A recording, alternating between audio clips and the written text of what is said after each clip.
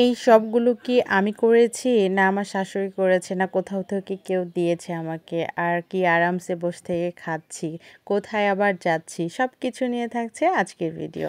আসসালামু আলাইকুম, আপনারা সবাই কেমন আছেন? আশা করি সবাই অনেক ভালো আছেন। আলহামদুলিল্লাহ আমরাও সবাই অনেক ভালো আছি। আর আমি এই যে রাতেই ভিজিয়ে দিয়েছিলাম বুটের ডাল, তো বাসায় বলছিল যে হালুয়া খাবে, তো হালুয়া আমারও করতে ভালো লাগে কিন্তু খেতে যে খুব একটা পছন্দ করি মিষ্টি জাতীয় খাবার তা না, কিন্তু সবাই যেহেতু পছন্দ করে আমার রান্না করতে খুবই মজার লাগে। তো এই জন্য আমি এই যে বুটের ডাল ভিজিয়ে দিয়েছিলাম, আর বুটের ডালটা ভিজিয়ে সারা রাত রাখার পর সুন্দর করে ধুয়ে টুয়ে আমি প্রেশার কুকারে এটা ভাপ দিতে দিয়ে দিয়েছি, সেদ্ধ করতে সরি।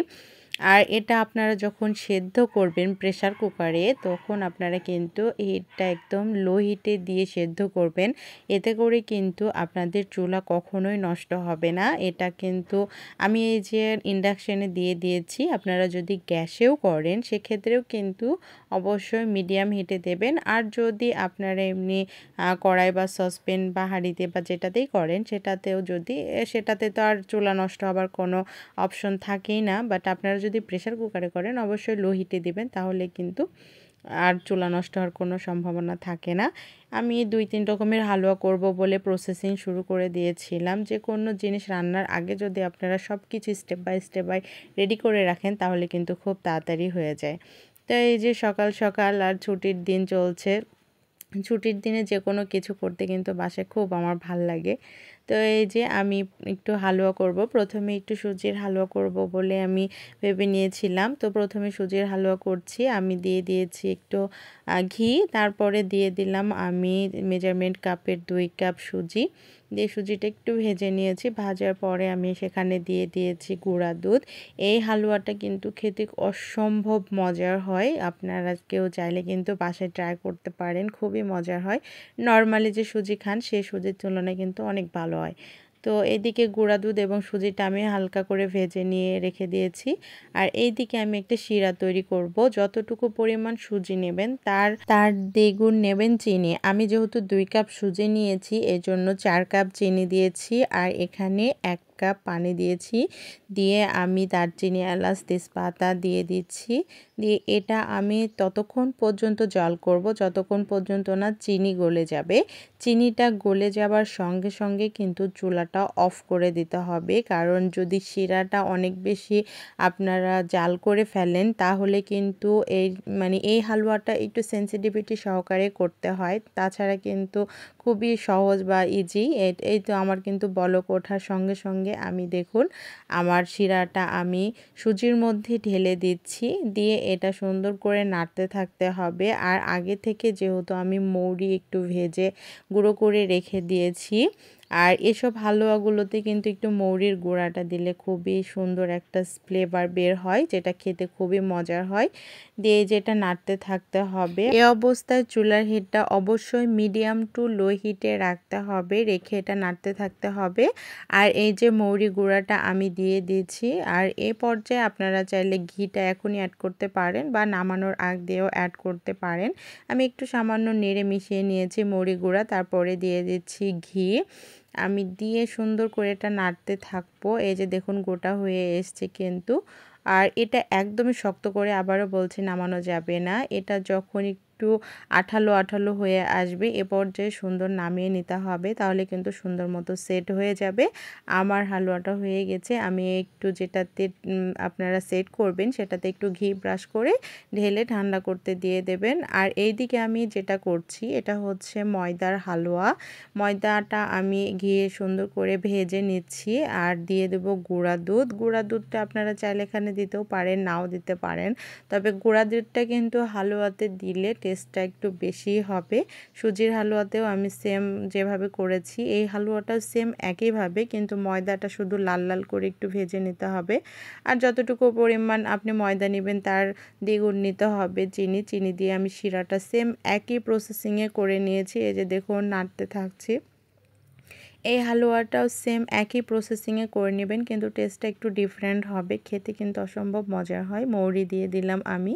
মৌরির গুঁড়া, আর দিয়ে দিলাম আমি লাস্টে ঘি। সব উপকরণ দেওয়া শেষ, এবার শুধু নাড়তে থাকতে হবে। আর সুন্দর যখন একটা আঠালো আঠালো ভাব চলে আসবে এবং গাঢ় হয়ে যাবে, তখন প্লেটে আমি ঘি ব্রাশ করে এটা সুন্দর করে নামিয়ে নিয়েছি আর ঠান্ডা করতে দিয়েছি। এইরকম পাকা পাকা বড়ে খেতে আমার খুবই মজার লাগে। একটু মুছে নিলাম, হাতটা ভিজে আছে। বিসমিল্লাহ। খুবই মজার লাগে আমার টক বড়িগুলো যখন এভাবে পেকে যায়।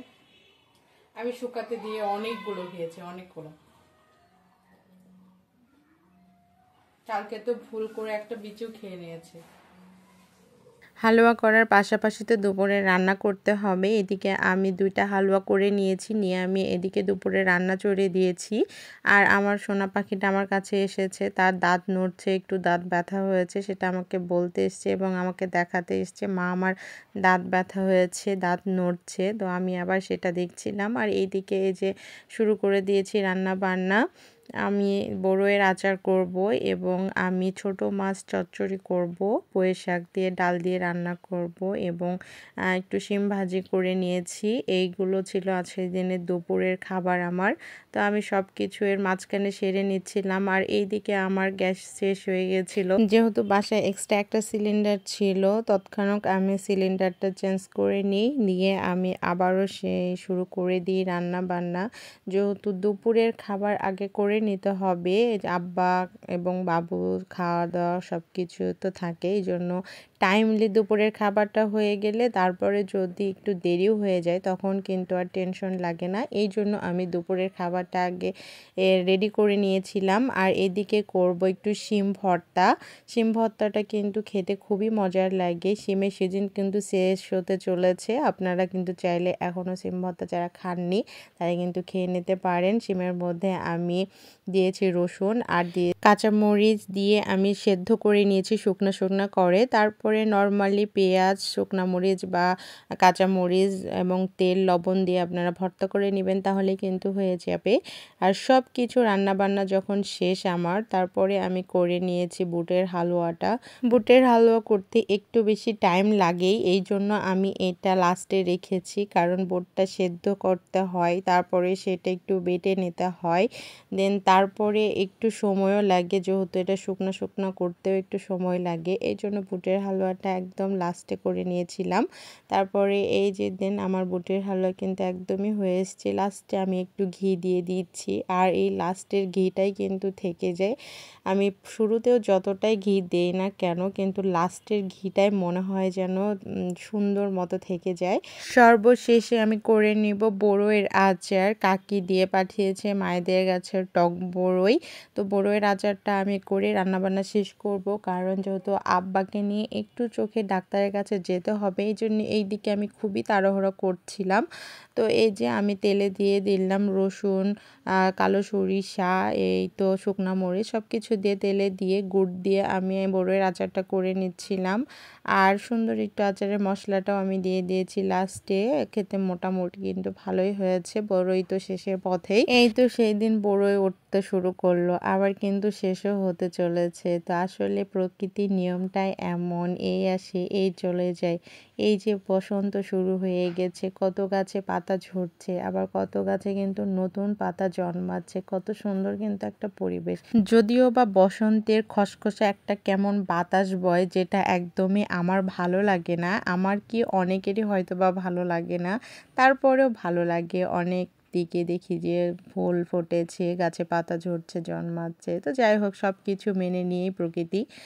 আর এই যে রান্নাবান্না শেষ করে চটজলদি রেডি হয়ে আমি আর আমার ছোট ননদ মিলে আব্বাকে নিয়ে চলে গেছিলাম আব্বার চোখের ডাক্তারের কাছে। সেখান থেকে বাসায় ফিরতে ফিরতে প্রায় রাত 8:30 9টার মতো হয়ে গেছিল। বাবুরও অনেক খিদা লেগে গেছিল। তো বাসার পাশেই দেখছিলাম চটপটি এবং ছোলার বুট বিক্রি করছে। তো বাবুকে সেখান থেকে একটু চটপটি এবং ছোলা বুট কিনে দিই, সেখানে খাওয়াই নিয়ে যাই। তো বাসায় যেয়ে আবারও ফ্রেশ হয়ে আমি যে হালুয়াগুলো তৈরি করেছি সেগুলো কিন্তু আমার কাট করা হয়েছিল না। আর আমি যেহেতু আব্বা এবং বাবুর জন্য হালুয়াগুলো একটু নরম করেছি, এই জন্য কিন্তু আমি রাতে কাটতে পেরেছি। না হলে কিন্তু যেটা আমি ময়দার হালুয়া এবং সুজির হালুয়া করেছি, এটা যদি আমরা চুলাতে একটু বেশি গাঢ় করে নামিয়ে নিই বা একটু হালকা শক্ত করে নামিয়ে নিই তাহলে কিন্তু এটা সেট হতে একদমই সময় লাগে না, ঠান্ডা হওয়ার সঙ্গে সঙ্গে সেট হয়ে যায়। তবে আমি একটু নরম করার কারণে রাতে কাটতে পেরেছি, তারপরে খুব সুন্দর মতো এই যে সেট হয়ে গেছে এবং নরম নরমই হয়েছে। তো আশা করি আমার এই ভিডিওটা আপনাদের কাছে অনেক ভালো লেগেছে। যদি ভালো লাগে অবশ্যই আমার চ্যানেলটি সাবস্ক্রাইব করবেন, পেজটি ফলো করবেন আর অন্য কাউকে দেখার সুযোগ করে দেবেন, শেয়ার করবেন। আজকে এ পর্যন্তই। সবাই ভালো থাকবেন, সুস্থ থাকবেন। আল্লাহ হাফেজ। আসসালামু আলাইকুম।